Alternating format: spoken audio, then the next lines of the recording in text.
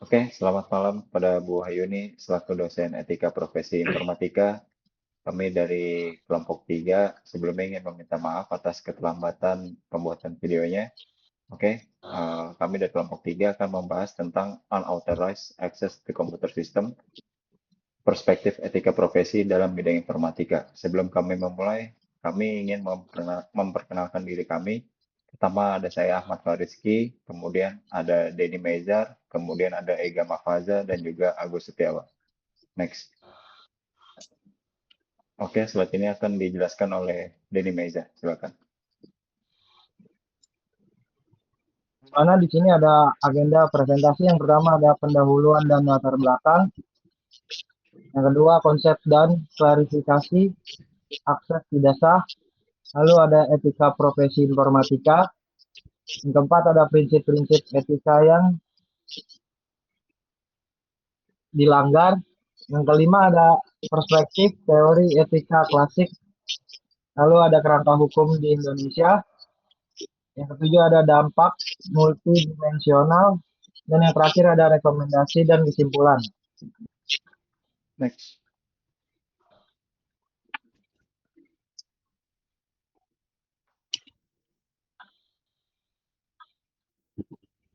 Mengapa ini penting? Yang pertama, sistem komputer menopang hampir seluruh aspek kehidupan modern, meliputi perbankan, kesehatan, transportasi, dan pemerintahan.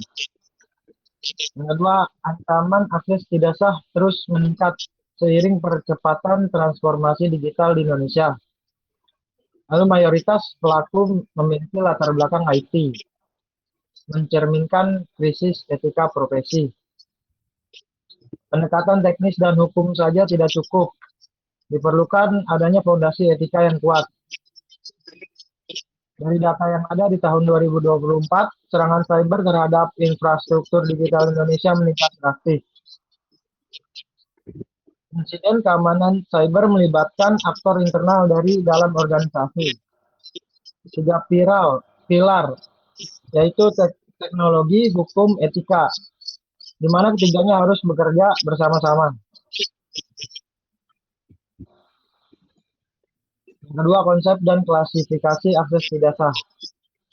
Setiap tindakan yang memungkinkan seseorang memasuki, membaca, mengubah atau mengendalikan sistem komputer, jaringan atau data digital tanpa otorisasi eksplisit dari pemilik yang sah. Berdasarkan asal pelaku. Asal pelaku ada eksternal atau hacker, yang kedua ada internal, karyawan atau kontraktor, yang ketiga ada hibrida, kolaborasi dalam dan luar.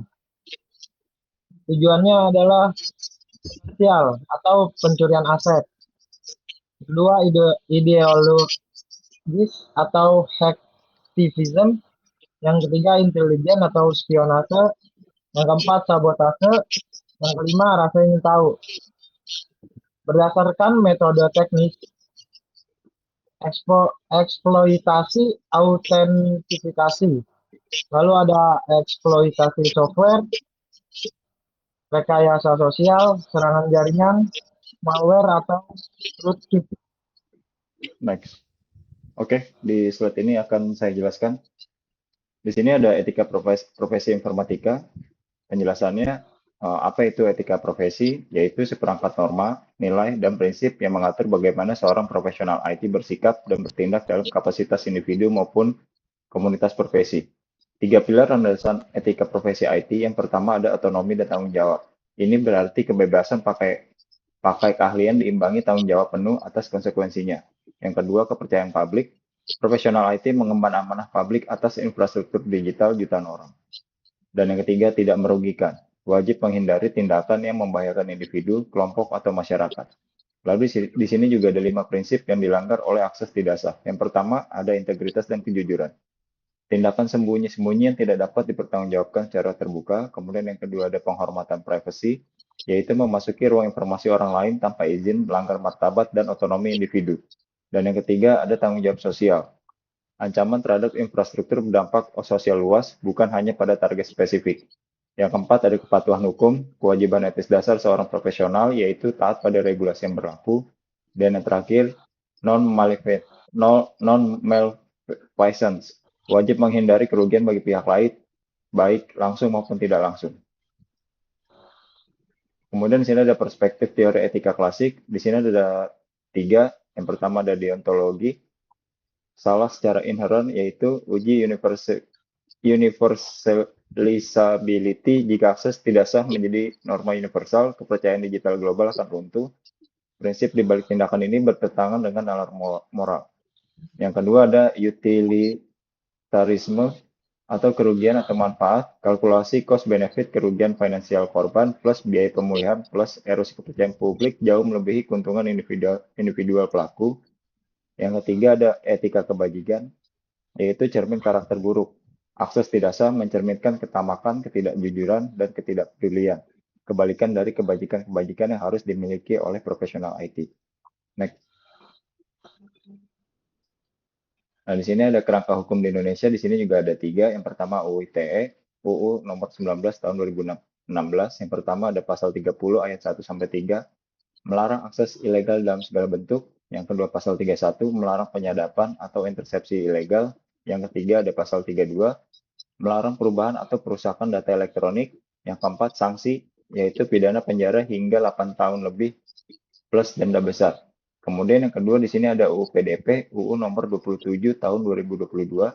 Yang pertama data pribadi adalah aset yang dilindungi hukum. Yang kedua akses tanpa persetujuan, pelanggaran serius.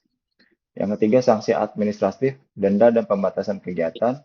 Yang keempat sanksi pidana bagi penanggung jawab pribadi. Kemudian ada PP PSTE, PP nomor 71 tahun 2019. Yang pertama standar keamanan minimum untuk sistem elektronik. Yang kedua, kewajiban audit keamanan berkala.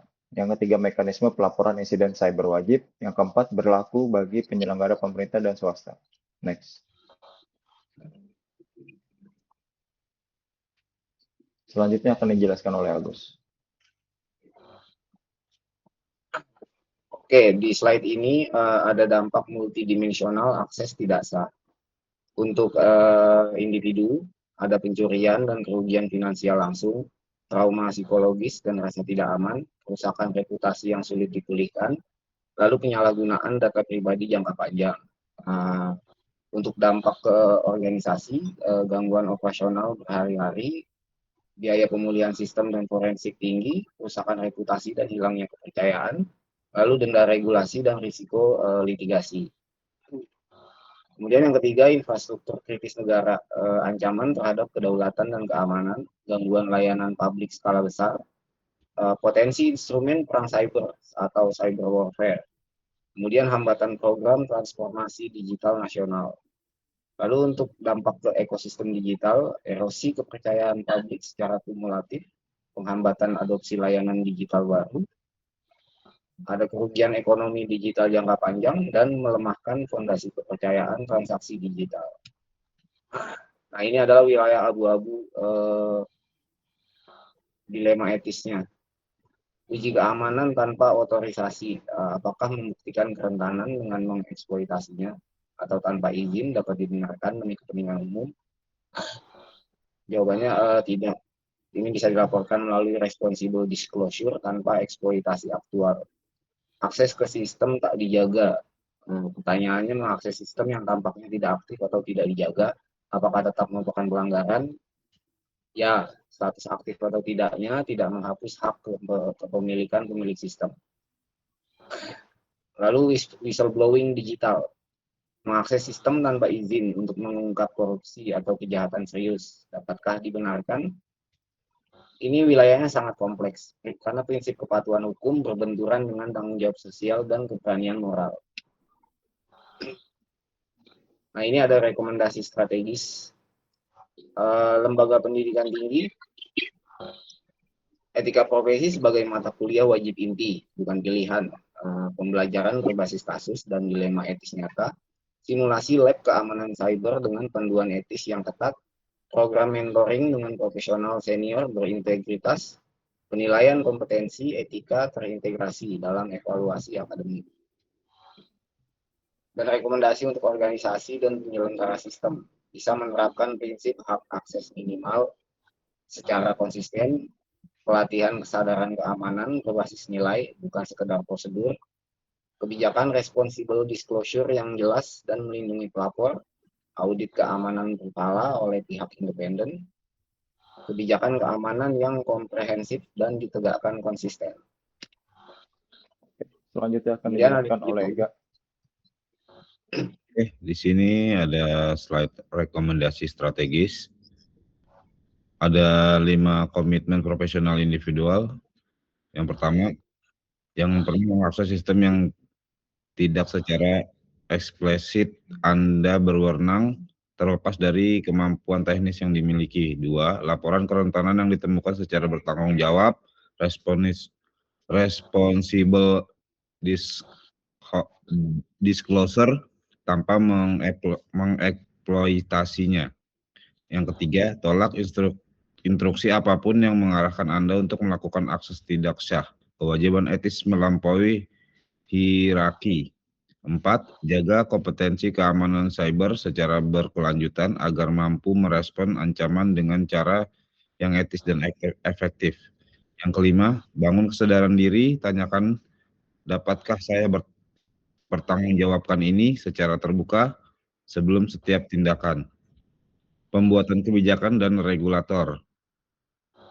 Percepatan implementasi UU PDP dan bentuk otoritas perlindungan data. 2, tingkatkan kapasitas teknis forensik cyber aparat penegak hukum. Yang ketiga, kembangkan mekanisme responsible disclosure nasional dengan perlindungan hukum. Yang keempat, perkuat kerjasama internasional penanganan kejahatan cyber lintas batas. Yang kelima, kembangkan sertifikasi kompetensi keamanan cyber nasional yang diakui industri. Next. Diskusi terintas solusi keamanan cyber. Keamanan cyber yang berkelanjutan tidak dapat dicapai melalui teknologi atau hukum saja. Diperlukan fondasi etis yang kuat sebagai landasannya. Teknologi menciptakan hambatan teknis. Enkripsi, autentikasi, kuat, zero trust, arsitektur, pemuatan anomali, audit log. Selalu dapat disiasati pelaku yang cukup terampil. Hukum menciptakan konsekuensi, UU ITE, UU PDP, PP, PSIT. Membuat akses tidak sah, tidak menguntungkan secara kalkulasi risiko. Bertindak reaktif setelah pelanggaran, penegakan masih perlu penguatan. Etika menciptakan motivasi internal, nilai integritas, tanggung jawab, dan non-maleficence membuat akses tidak sah menjadi sesuatu yang tidak ingin dilakukan. Perlindungan paling fundamental dan berkelanjutan. Next. Kesimpulannya ada 5. 1. Akses tidak sah sekedar pelanggaran teknis. Ia mencerminkan kegagalan internalisasi etika profesi, gagal menghormati privasi, gagal menjaga integritas, dan gagal memenuhi tanggung jawab sosial. Yang kedua, etika profesi menyediakan kerangka moral yang kuat dari sudut Mill maupun Aristoteles. Tindakan ini tidak dapat dibenarkan secara etis dan kondisi apapun. Yang ketiga, Indonesia telah memiliki kerangka hukum yang relatif komprehensif, UU ITE, UU PDP, PP, PSTE. Tantangan utama ada pada penegakan yang konsisten dan penguatan kapasitas forensik cyber. Yang keempat, dampak bersifat multidimensional, individu, organisasi, infrastruktur kritis negara, hingga kepercayaan ekosistem digital secara keseluruhan. Yang kelima, solusi berkelanjutan hanya dapat dicapai melalui intervensi sistemik, pendidikan etika yang kuat, plus budaya organisasi yang berintegritas, plus regulasi yang efektif. Terima kasih. Sekian dari Next. kelompok 3. Oke, terima kasih semuanya dan juga terima kasih kepada Ibu Wahyuni selaku dosen etika profesi informatika. Berikut adalah rekaman video dari kelompok 3 yang membahas tentang unauthorized access to computer system. Kurang lebihnya kami mohon maaf. Selamat malam dan Assalamualaikum warahmatullahi wabarakatuh.